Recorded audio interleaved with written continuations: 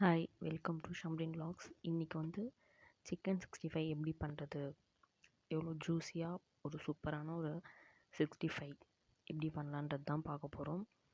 நாங்கள் வந்து டோட்டலாக 8 கேஜிஸ்க்கான இன்க்ரீடியன்ட்ஸ் தான் சொல்ல போகிறேன். வாங்க வீடியோக்குள்ளே போயிடலாம்.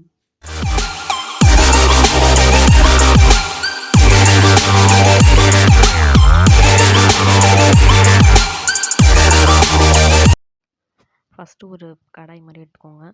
அதில் வந்து நான் ஒரு 150 கிராம் சில்லி பவுட்ரு போட்டிருக்கேன். நம்மளுடைய ஸ்பைசினஸ்க்கு ஏற்ற மாதிரி சில்லி பவுட்ரு அதிகமாகவோ கம்மியாகவோ நம்ம போட்டுக்கலாம்.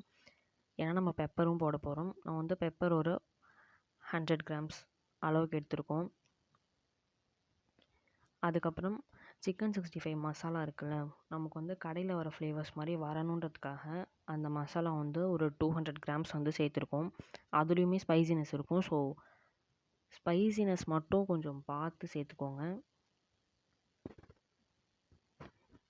இப்போ நான் வந்து 50 கிராமாக வந்து 4 பேக்கெட் சேர்த்துருக்கேன்.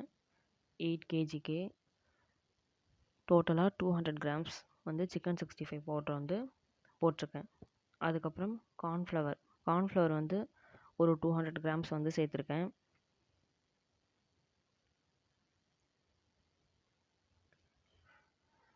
அதுக்கப்புறம் நம்ம வந்து ஜிஞ்சர் கார்லிக் பேஸ்ட் வந்து நான் தனித்தனியாக சேர்த்துருக்கேன். ஒன்றா சேர்த்து அரைச்சாலும் நம்ம ஒரே ரேஷியோ போட்டு தான் அரைப்போம். ஸோ நான் ஒரு பெரிய டேபிள் ஸ்பூனால் ஒரு 2 டேபிள் ஸ்பூன்ஸ் வந்து ஜிஞ்சரும் கார்லிக்கும் தனித்தனியாக வந்து சேர்க்குறேன்.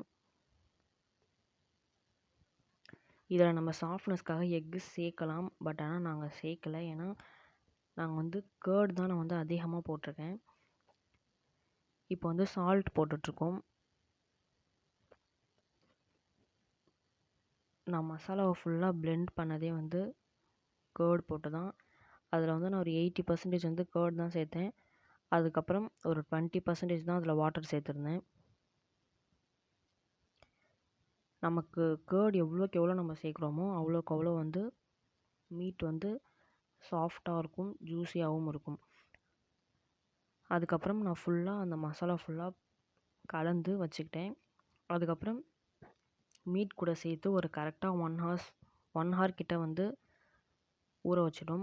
அதுக்கப்புறம் நம்ம வந்து கடாயில் போட்டு ஃப்ரை பண்ணி எடுத்தாச்சு.